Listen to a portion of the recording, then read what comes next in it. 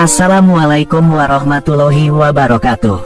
Pendeta ini masuk ke masjid untuk bertanya, kenapa babi dan liur anjing diharamkan dalam Islam? Hingga ustadz muda ini buat sang pendeta mualaf setelah menjawab pertanyaannya.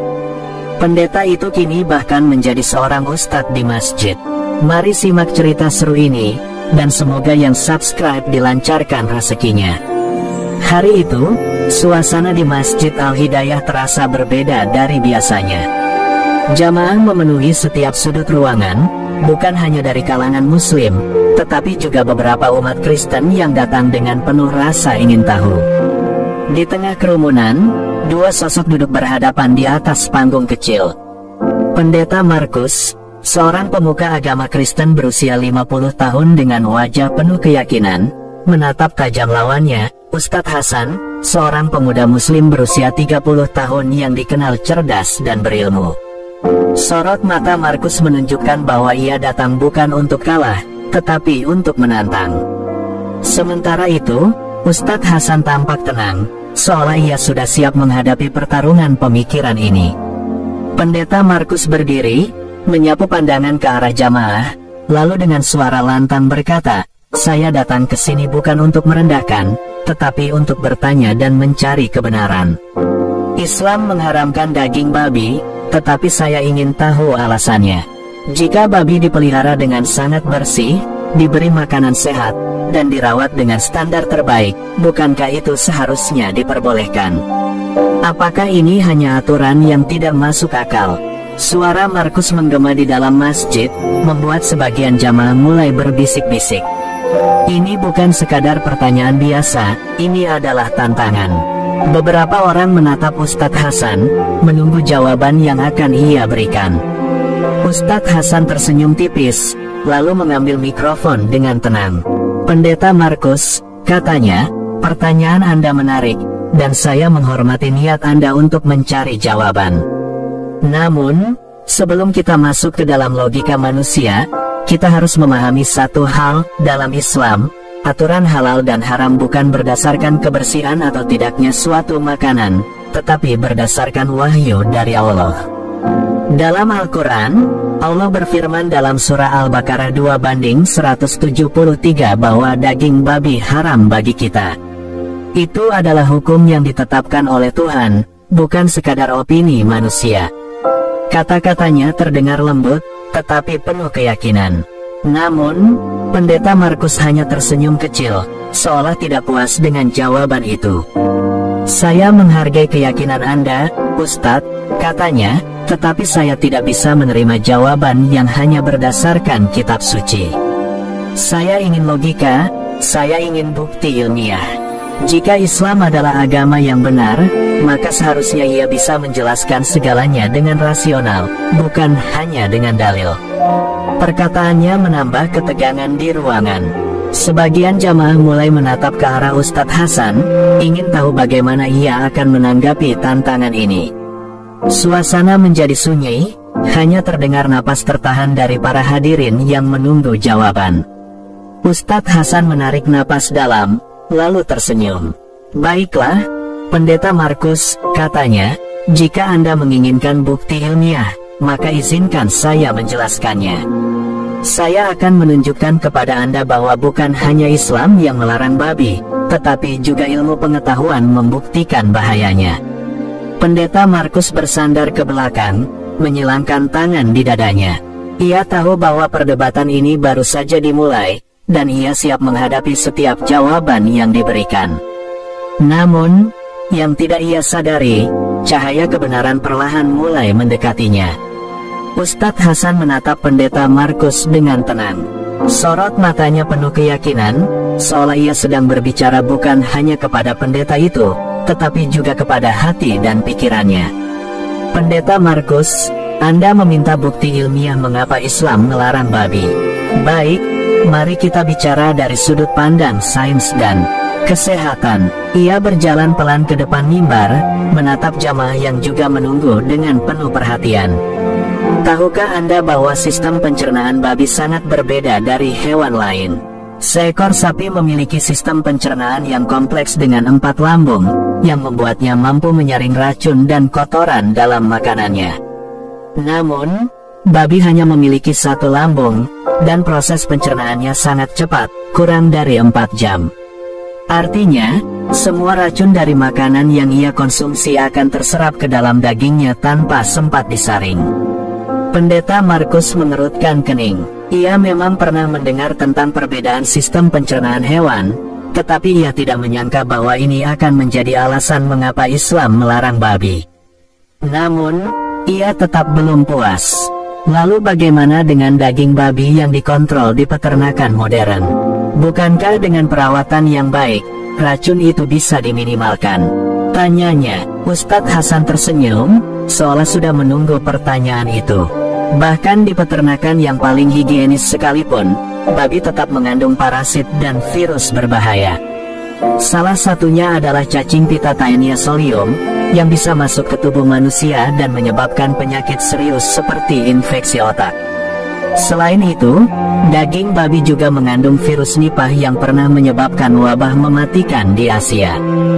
Dan yang lebih mengejutkan, penelitian membuktikan bahwa lemak babi sulit dicerna tubuh manusia, menyebabkan kolesterol tinggi dan penyakit jantung. Terdengar suara bisik-bisik di antara para hadirin. Beberapa dari mereka saling pandang, terkejut dengan penjelasan tersebut. Sementara itu, Pendeta Markus terlihat semakin serius. Ia mulai menyadari bahwa larangan Islam terhadap babi bukan hanya soal kepercayaan, tetapi juga perlindungan terhadap kesehatan manusia. Namun, ia tidak ingin menyerah begitu saja. Baiklah, Ustadz Hasan, katanya dengan nada lebih rendah dari sebelumnya, saya mulai memahami alasan pelarangan babi. Tapi ada satu hal lagi yang ingin saya tanyakan. Mengapa Islam menganggap anjing itu najis? Bukankah di banyak negara barat, anjing justru dianggap sahabat manusia? Mereka bahkan tinggal satu rumah dengan pemiliknya, dan mereka baik-baik saja. Beberapa orang di antara jamaah mengangguk, seolah setuju dengan pertanyaan itu. Anjing memang sering menjadi perdebatan, dan ini adalah kesempatan bagi Ustadz Hasan untuk menjelaskan. Ia menghela napas pelan, lalu berkata, Islam tidak pernah mengajarkan untuk membenci anjing. Bahkan, ada kisah seorang wanita pezina yang diampuni dosa-dosanya hanya karena ia memberi minum seekor anjing yang kehausan. Rasulullah juga bersabda bahwa dalam Islam, siapapun yang menyakiti hewan tanpa alasan yang dibenarkan akan mendapat dosa besar.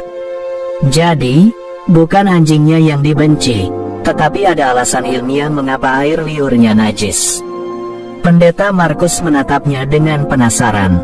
Alasan ilmiah, saya ingin mendengarnya. Ustadz Hasan mengangguk. Air liur anjing mengandung bakteri berbahaya seperti Capnocitapaga dan parasit Toxocharachanis, yang bisa menyebabkan penyakit serius pada manusia. Bahkan, dalam penelitian modern, ditemukan bahwa air liur anjing dapat mengandung bakteri Pasteurella yang berpotensi menyebabkan infeksi pada manusia jika masuk ke dalam tubuh melalui luka. Islam mengajarkan untuk membersihkan bejana yang dijilat anjing dengan mencucinya 7 kali, salah satunya dengan tanah. Dan tahukah Anda, tanah mengandung zat antibakteri alami yang dapat membunuh bakteri dalam air liur anjing. Suasana semakin hening. Banyak jamaah yang terlihat terkejut dengan fakta ilmiah tersebut. Bahkan beberapa di antara mereka mengangguk-angguk tanda memahami. Pendeta Markus menggigit bibirnya. Ia merasa setiap pertanyaannya telah dijawab dengan sangat jelas. Tetapi ia masih belum menyerah. Ia harus mencari pertanyaan yang lebih sulit, sesuatu yang benar-benar bisa menggoyahkan keyakinan Ustadz Hasan.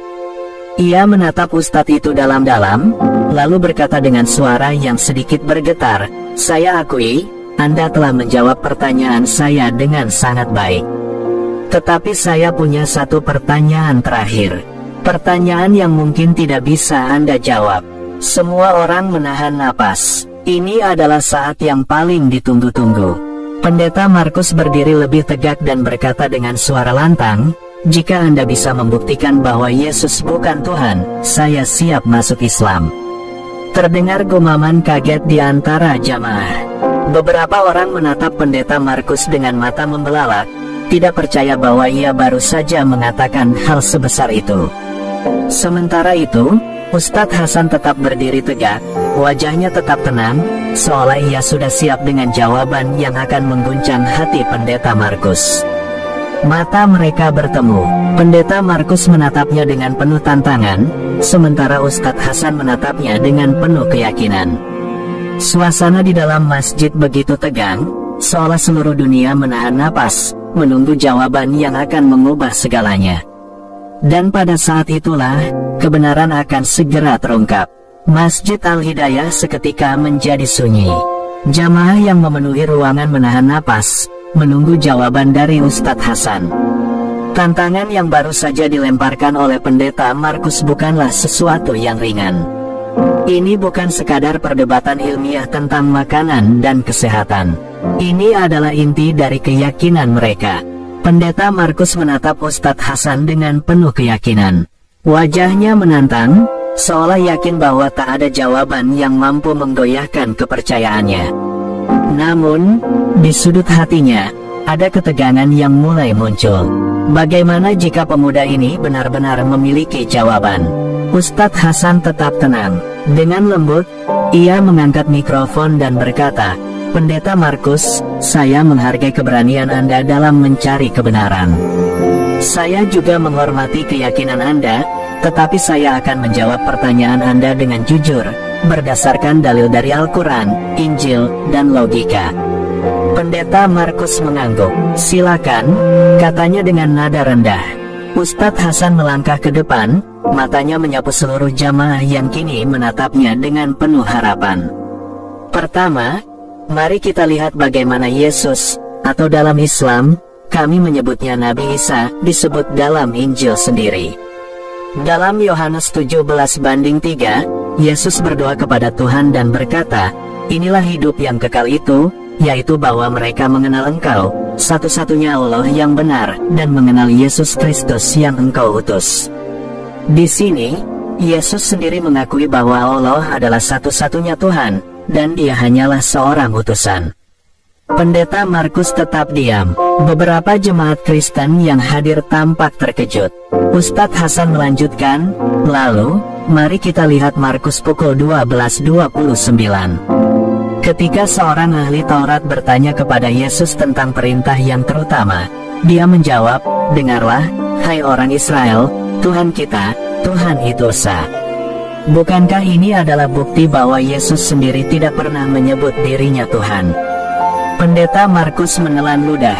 Ia pernah membaca ayat itu, tetapi ia tak pernah memikirkannya dari sudut pandang ini. Namun, ia tak ingin menyerah begitu saja. Tapi bagaimana dengan ayat yang menyebutkan bahwa Yesus dan Bapa adalah satu? Bukankah itu menunjukkan bahwa Dia adalah Tuhan? Ustadz Hasan tersenyum. "Baik, mari kita lihat ayat itu." Dalam Yohanes pukul 10:30, Yesus berkata, "Aku dan Bapa adalah satu." Tapi apakah itu berarti Yesus adalah Tuhan? Jika kita membaca Yohanes pukul 17:21-23, Yesus juga berkata bahwa para pengikutnya harus menjadi satu seperti Dia dan Bapa adalah satu. Apakah itu berarti murid-muridnya juga Tuhan? Tentu tidak. Ini bukan tentang keilahian, melainkan kesatuan dalam tujuan dan kehendak. Pendeta Markus mulai merasa dadanya sesak. Argumen ini sangat kuat, dan semakin sulit untuk ia sanggah. Ustadz Hasan mengambil napas sejenak, lalu berkata, "Sekarang, mari kita lihat Al-Quran."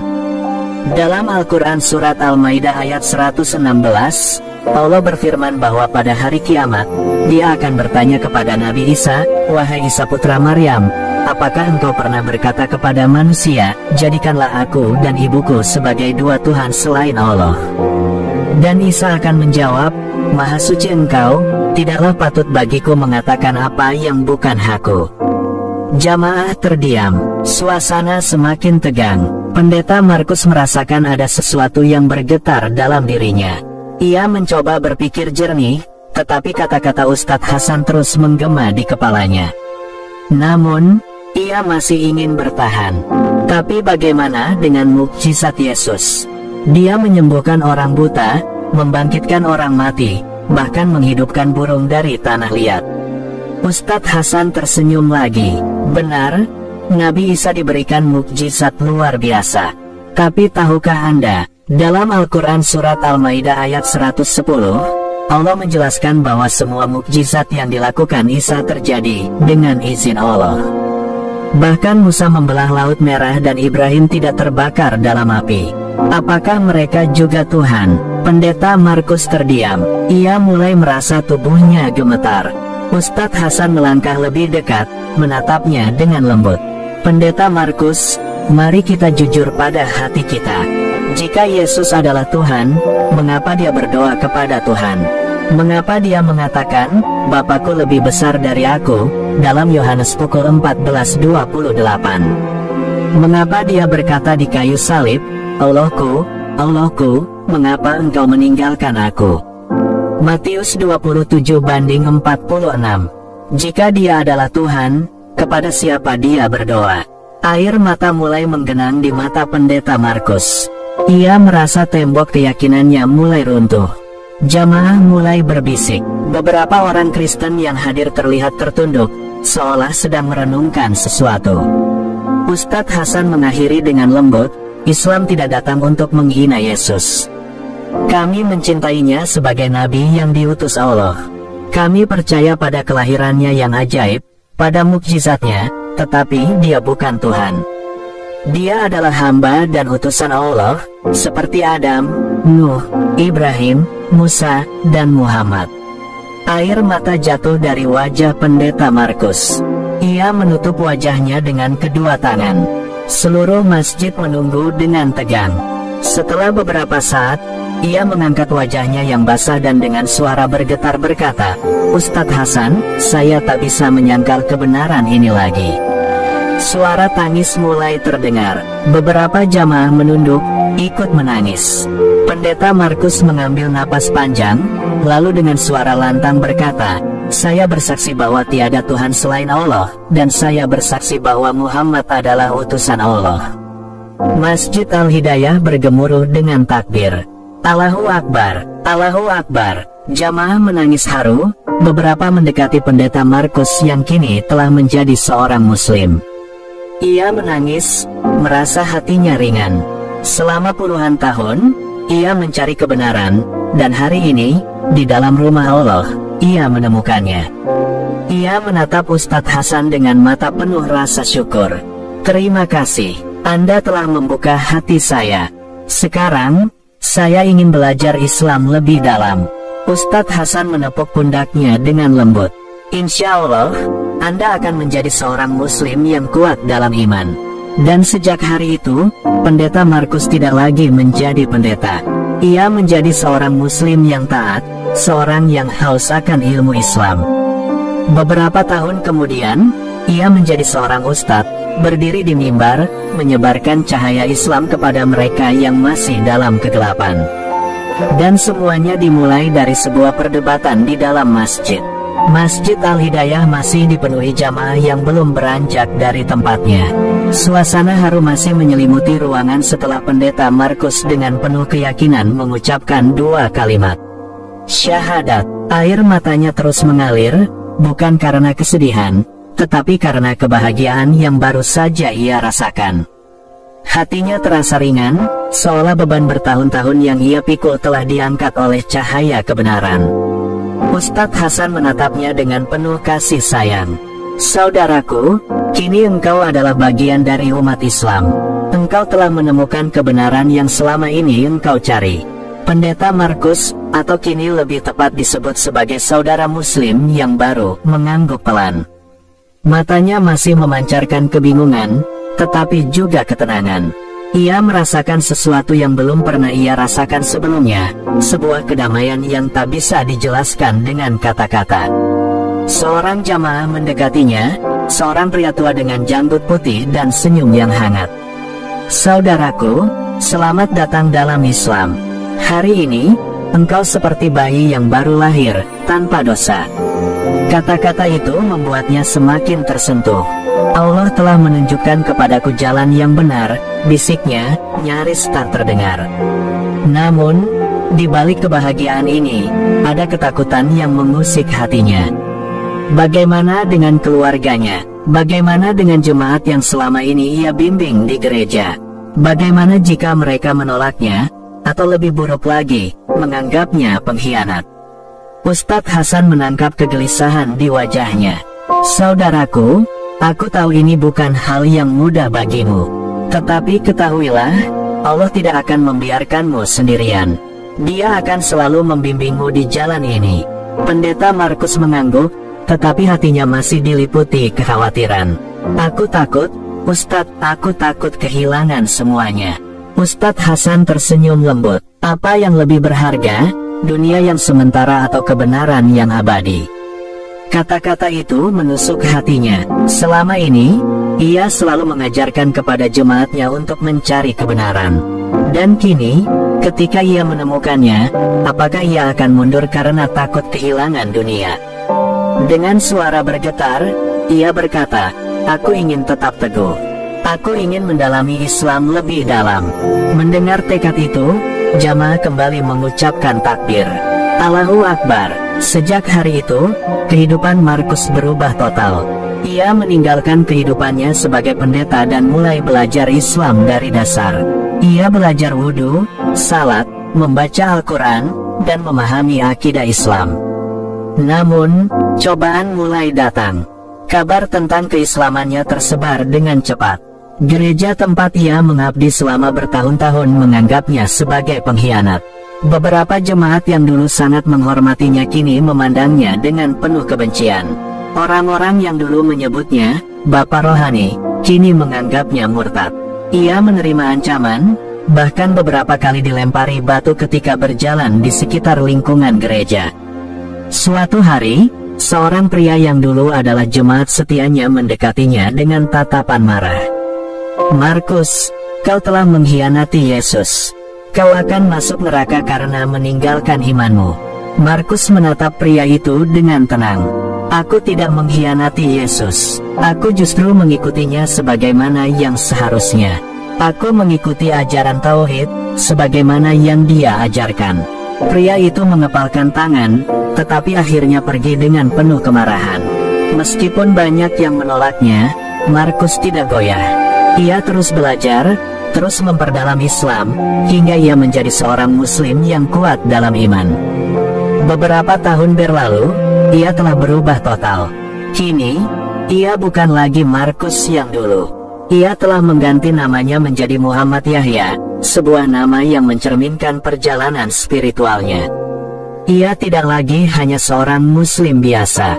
Ia kini berdiri di atas mimbar, mengajarkan Islam kepada orang lain, bahkan kepada mereka yang dulu mencacinya.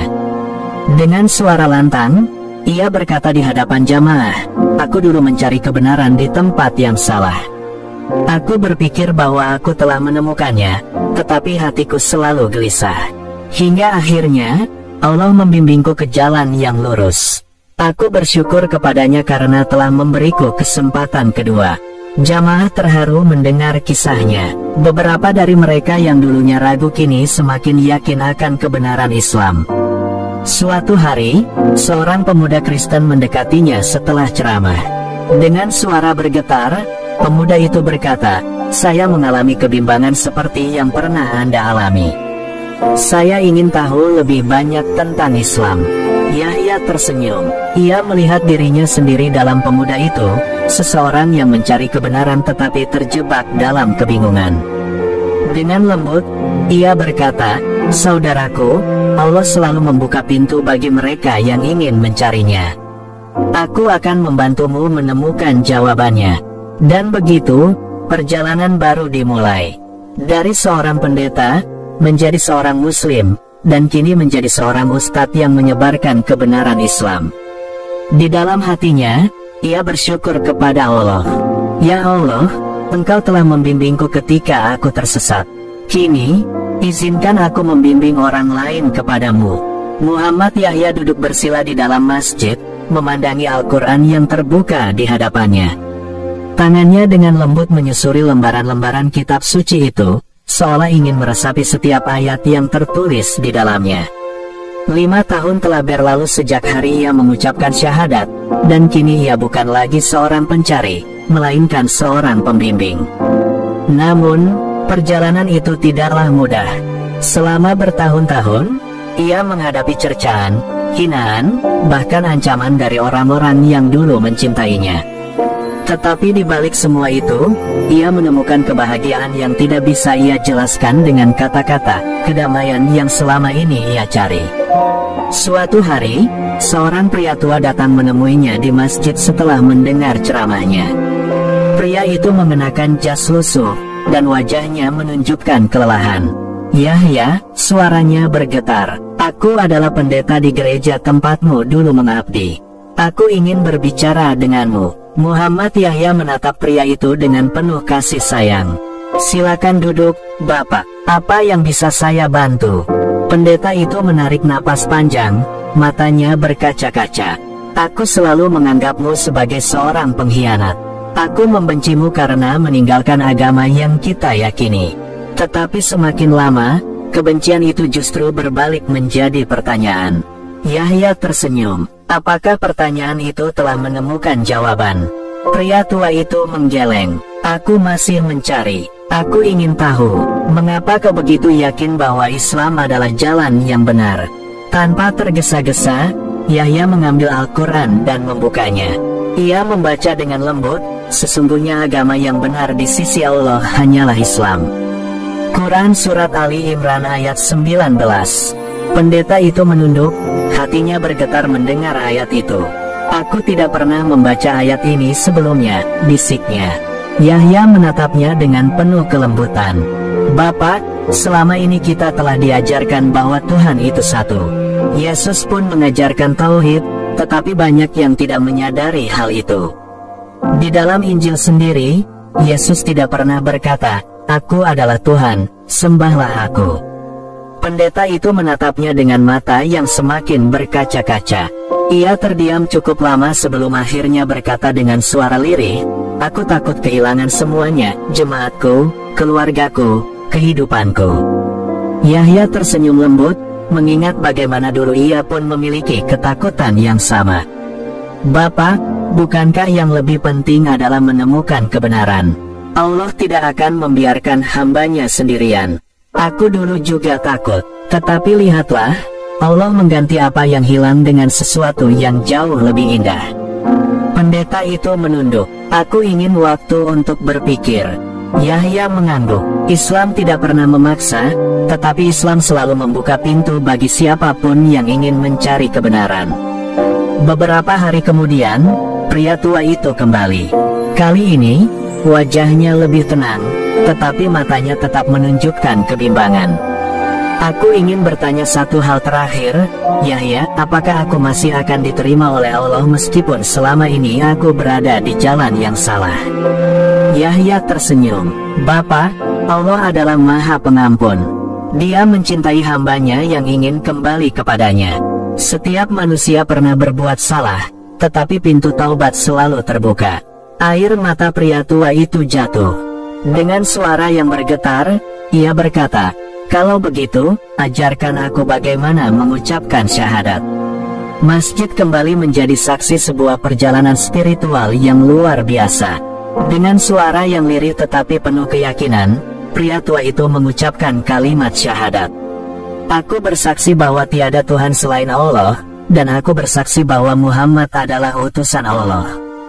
Takbir kembali menggema. "Allahu Akbar." Muhammad Yahya menahan air matanya. Ia melihat dirinya sendiri di dalam pria tua itu, seseorang yang mencari kebenaran dan akhirnya menemukannya dalam cahaya Islam. Hari itu, ia semakin yakin bahwa Allah telah menempatkannya di jalan yang benar. Dan ia berjanji, selama ia masih diberi nafas, ia akan terus menyebarkan kebenaran, membimbing mereka yang masih dalam kegelapan menuju cahaya Islam yang penuh kedamaian. Perjalanan Ustadz Muhammad Yahya, cahaya di tengah gelap. Muhammad Yahya melangkah dengan mantap menuju mimbar, menatap ratusan jamaah yang memenuhi masjid. Hari itu adalah kali pertama ia berdiri sebagai seorang ustadz dalam sebuah kajian besar. Hatinya bergetar, bukan karena gugup, tetapi karena rasa syukur yang luar biasa. Dahulu, ia berdiri di altar gereja, berbicara tentang doktrin yang ia yakini. Namun kini, ia berada di hadapan umat Islam, menyebarkan kebenaran yang telah menerangi hidupnya. Saudara-saudaraku, dulu saya adalah seorang pendeta yang membela keyakinan saya mati-matian. Saya berdebat di masjid ini dengan seorang ustadz muda, dan saat itu saya begitu yakin dengan keyakinan lama saya. Namun, satu demi satu pertanyaan saya dijawab dengan jelas, logis, dan ilmiah. Hati saya yang tertutup mulai terbuka, dan akhirnya Allah memberi saya hidayah. Jamaah terdiam, mendengarkan dengan penuh perhatian. Sebagian dari mereka sudah tahu kisahnya, tetapi mendengar langsung dari lisan Muhammad Yahya membuat hati mereka semakin tersentuh. Setelah kajian selesai, seorang pemuda mendekatinya dengan mata berkaca-kaca. "Ustadz, saya juga sedang mengalami kebingungan dalam iman. Saya berasal dari keluarga non-muslim, tetapi hati saya cenderung kepada Islam. Saya takut kehilangan keluarga saya." Muhammad Yahya tersenyum lembut. "Saya memahami perasaanmu, nak. Saya pun dulu menghadapi hal yang sama. Namun, yakinlah bahwa Allah tidak akan meninggalkanmu. Jika hatimu sudah mantap, ucapkanlah syahadat, dan Allah akan membuka jalan." Pemuda itu mengangguk, tetapi masih tampak ragu. Muhammad Yahya menggenggam tangannya dengan penuh kehangatan. Allah berfirman dalam Quran Surat Al-Ankabut ayat 69, "Dan orang-orang yang berjihad di jalan kami, pasti akan kami tunjukkan kepada mereka jalan-jalan kami. Dan sungguh, Allah beserta orang-orang yang berbuat baik. Berjuanglah, dan Allah akan membimbingmu." Beberapa bulan kemudian, pemuda itu kembali menemui Muhammad Yahya di masjid yang sama. Dengan mata yang berbinar penuh kebahagiaan, ia berkata, "Ustadz, saya telah bersyahadat. Kini saya seorang muslim." Air mata haru menetes di sudut mata Muhammad Yahya. Ia memeluk pemuda itu erat. "Alhamdulillah, ini adalah awal dari perjalananmu yang penuh berkah. Tetaplah teguh, dan jangan pernah ragu bahwa Allah selalu bersamamu." Kisah Muhammad Yahya terus menginspirasi banyak orang. Ia tidak hanya berdakwah di masjid-masjid, tetapi juga di berbagai pelosok negeri, bahkan hingga ke luar negeri. Ia menulis buku tentang perjalanannya, menjadi tamu dalam berbagai diskusi lintas agama, dan membimbing banyak mu'alaf lainnya untuk semakin teguh dalam Islam.